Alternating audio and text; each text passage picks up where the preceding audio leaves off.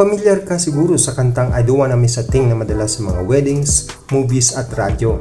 Pero ang hindi alam ng karamihan, halos hindi ito ituloy ng Aerosmith. Sinulat ito ng batikang songwriter na si Diane Warren, inspired sa real-life love story ni na James Brolin at Barbara Streisand. Noong 1998 ang pelikulang Armageddon kung saan bida si Liv Tyler, ang anak ng bukalistang Aerosmith na si Steven Tyler, na kailangan ng theme song. Tinawagan nila ang Aerosmith, pero ayaw nila. Sabi ng banda, too soft, hindi yan Aerosmith brand.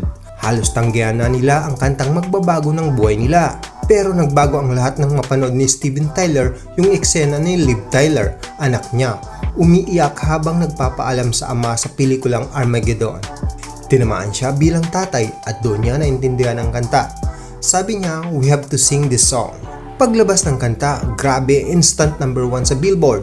First time ng Aerosmith mag-top spot ever. Kaya minsan huwag mo agad husgahan ang isang bagay na hindi mo gusto. Baka yun pa ang magdala sa'yo sa tagumpay.